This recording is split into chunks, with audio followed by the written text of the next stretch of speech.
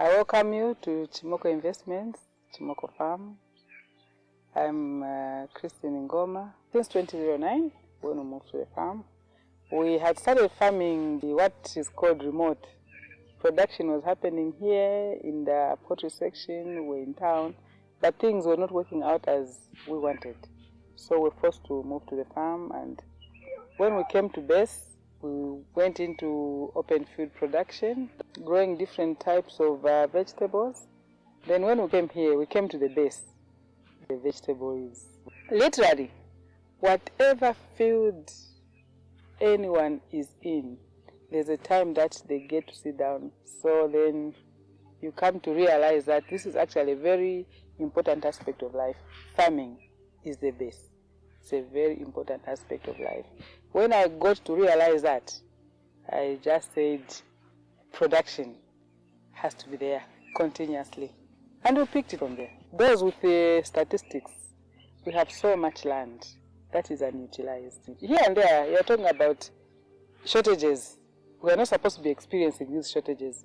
Looking at the vast lands that we have and the water bodies that we have in this country, we could put them to good use so that we are not experiencing these shortages time and again. When we started our vegetable production, we just started with these simple vegetables that you find on the market all the time. Red, okra, cabbages. I was a bit scared with tomatoes because tomatoes they need so much care. But then I was like, if others are growing it, I think I can too. So then I started collecting information on how to grow tomatoes. I started attending trainings. Wherever there are trainings, I'll find myself there. Where workshops are being held, where farmers are gathering, I'll find myself there. You find that you actually link up with farmers who are at your level, who are just starting.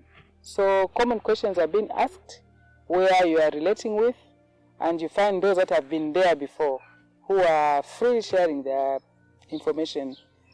There are a lot of agronomists that are out there in the field that are so passionate about farming and are always readily available to guide. So then we added the tomato production to the other vegetables that we were doing, and we have never looked back. Tomato is actually one of the major crops that is grown here, except that by now it's like my land is too little, because when you grow tomato, after the crop, you cannot grow tomato in the same area. You need to grow another crop so that there's no build-up of diseases. You need to rotate, to do a rotation. Grow another crop from a different family. Because of the rotation that I talked about, where the tomato, we have onion. Because onion is a different family as in tomato. I have about 3 acres under onion. And then I have about almost a lima of watermelons that are about 4 weeks old from planting. I have about another section that has got very, very hot chili, habanero. I have a section that I have lettuce in 3 stages. One stage is even ready. We started harvesting yesterday. And then I have another section that has got the sweet bell peppers. All this is in open field production. Everything is involving. If you want to make shortcuts, those are the incidences where people have packed up to say, no, farming is difficult, I can't manage, because they think it's easy. And realizing that actually tomato is a vegetable that is eaten in every home. I grow mostly indeterminate varieties. These are hybrids that will be in the field for quite a while. And that quite a while depends on the management that you apply. Because the same one that stays so long, poor management can only last a month. But when you apply good management, you can actually harvest a good 4 months plus the 3 months of bringing it to the time of harvest, you have it 7-8 months. Pest control, from the shared information, from the trainings that we've attended, here and there, technical advice that you get, you come to a point where you get to know how to manage, because there are these pests that are common pests in tomatoes. There's also the feeding program that has to be done timely at the different stages of the tomato. It takes different types of food per se, which is fertilizer, but different types at different times. The cabbage has varieties, mainly because there are different seed companies that produce cabbage seeds. But with the innovation, with the passing of time now, the durations, there are some varieties that stay very short in the field. There are varieties that will take 90 days, varieties that will take 80 days, and varieties that will take 70 days. And I've grown all these varieties, and I grow seedlings of all this. Lettuce is a crop that takes just about 6 weeks.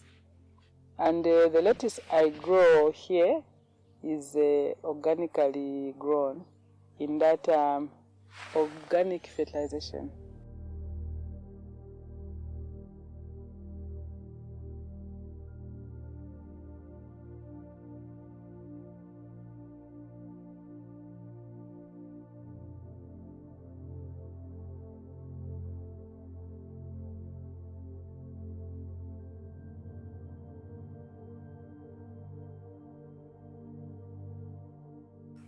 A better way, actually, that works very well is when a farmer makes plans to order. Because at the time that they want to plant, their seedlings are also ready. Unlike ordering seedlings on impulse, you end up getting even the wrong variety because you want something. You be given the wrong thing. Or you settle for something that is next to what you wanted. The soils already come with some nutrients because we use growing medium that is imported. So in the production of growing medium, wherever it's done, it comes with some nutrients. And then we do top up with some nutrients as well during the tomato and cabbage. And again, cabbage is a very easy, simple vegetable.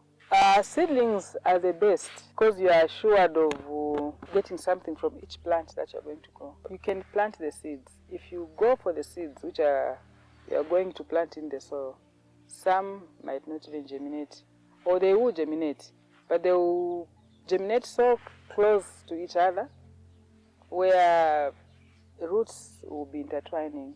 At the time of transplanting, because you have to separate those roots, they get some damage. As you go to transplant, they have to now heal from that damage and try and establish themselves. That takes about a week or two before they will get up to start getting a third leaf. Whereas if it's an established seedling from the greenhouse, I'll show you a fully grown seedling. The moment you put it in the ground, because the roots are already formed, it's already hardened for the outside environment. The moment you put it in the ground, it actually just starts, the growth is continuous, like it's in the greenhouse, except that now it's outside. There's no disturbance. With that one who grew their own seedling, this one who is buying a seedling will be on the market earlier. Everything grown is marketable. If these things were not eaten, they would not be sold so much. Along going to the copper belt, there's that period where the whole road is laced with watermelons. You wonder, do these people sell? So it's actually a very healthy fruit, watermelon. Those who are in food nutrition would actually go through it very well. Does need quite some good attention, so they don't know where they missed. Probably because they were trying to grow it from their own knowledge. The common norm is that you just plant a seed and you water it, and it will grow. So it is not that simple. A watermelon is a heavy feeder. A watermelon needs a lot of organic matter in the planting hole before you plant. Put it in there, you water it for a while, then you come and plant your watermelon. It will still need to be fed in its growth. Watermelon can be planted through both means as well. Because when it's warm, the soils are warm, you can just plant your seeds directly. Like the field you will see. I planted directly because it was still warm. But when you get into May, June, you will have wasted your seed if you try to plant it directly. Unless you really have very good good technical information on how to go about it. So in June, July, we raise them in the greenhouse because there it's controlled environment. They are not affected by the cold. One very important aspect of farming is scouting, what we call scouting, where you need to check your plants. How are they? It's like a greeting. So when there's insect infestation, if you don't check your plant, insect infestation will just sweep your field. So that is something that a farmer checks almost daily. You flip the leaves, you look at them, you will see that maybe even the water is not enough by just looking at how the plant is faring. So when you do your daily scouting, your plant will tell you that it wants food, it wants water. It's being bitten by these insects. 3 months. Most crops are 3 months. They're ready in 3 months' time when they are ready. So these ones I've planted this time towards the cold. I'm actually just trying to experiment and see how they'll fare. We draw our water from the boreholes. Most vegetables are on drip irrigation, but the onion is on overhead irrigation because when you use drip irrigation on onion, you lose out on space. Onion does well with overhead irrigation. Chili doesn't have much drama per se. You cannot compare it to tomato. Yeah, because chili on its own is an insect repellent. So you won't even find an insect in the field of chili, yes. I'd say it's almost quite an easy crop to grow, but it will need to be fed. So we've just been giving it organic fertilizer in the soils, even the one we spray. We also have an organic spray.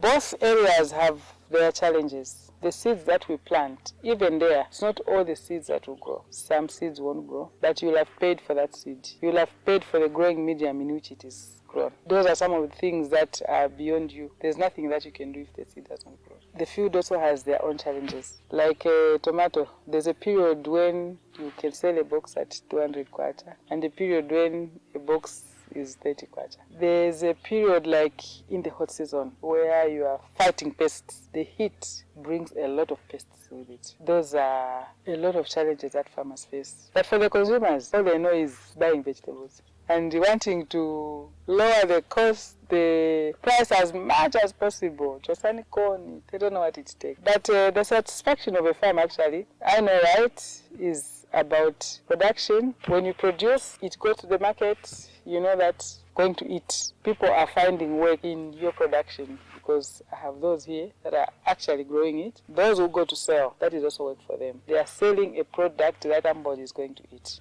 For me, money comes afterwards. Production first to satisfy the market. The produce from the market, from the field, we have 2 days in which we take seedlings into town for those who are unable to pick them from the farm. When we are doing our other runs for the farm, then we take along the seedlings for those who are not able to pick them from the farm, they pick them from town.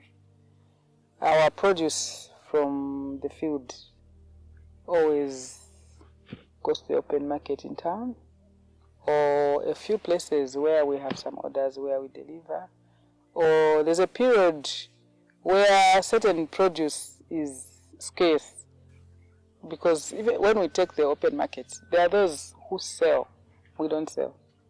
Yes, there are those who get from us. We just wish the farmers had a proper organized market that we get. When people are eating, we have to grow our own food. No one will do it for us. Let's grow as much food as we can. We cannot be waiting for handouts. We have the land. In fact, I'm also able to help other farmers, especially those who come to buy seedlings here. Once in a while, we hold a few days here where there's a wide range of information shared. Other than just telling someone, they're able to see what is on the ground. When we hold field days, we have crops that they are looking at and getting explanations on how they are grown, how they are done to reach this stage, to reach that stage. To farmers, upcoming farmers, we have technical people who take them through. They learn, as we are able to talk about what we are doing and they are seeing. They are normally actually quite very good informative progressive workshops. Quite a number of people have started their farming journeys from there. We should have one this year, but you know, COVID has limited a lot of things. Because when you're having a workshop, you are having so many people. We normally have over 100 people, 150, almost 200. But COVID, yeah, it has limited a lot of things. So even as I thinking of holding a workshop, a field day, I don't know if it will actualize. But despite the time that we need to eat, so production has continued. Syngenta Zambia are the ones who empowered us with the US aid, and they are the ones who conducted the trainings that we attended in seedlings production. It was interesting. It's something I looked forward to because initially, way back, I had dreams of doing seedlings. It's something I'd even started with someone who I felt had the knowledge. So much that this one came when I was picked to be one of the beneficiaries. It rekindled that interest that I had. So I really looked forward to it, went through the training, and came to base and started actualizing. We've expanded from the initial grant that we were given, and much more so due to the feedback that we have received from the clients that have bought our seedlings. The word is, when you get seedlings from Mrs. Ngoma, you don't lose a single one. If you do, it's due to management. I was quite humbled when I started getting such feedback. So that has to expand and reach more farmers. Word has been spreading like that. You need the training. You need the training because you can lose it all. Yeah, anything that you need to do well, you need to do it with knowledge. From Chimoko Farms, I would urge my fellow farmers out there, the startups, those who are in it, let's grow our own food. Yeah. Let's challenge ourselves to continue growing and to continue upscaling so that we farm poverty out of Zambia.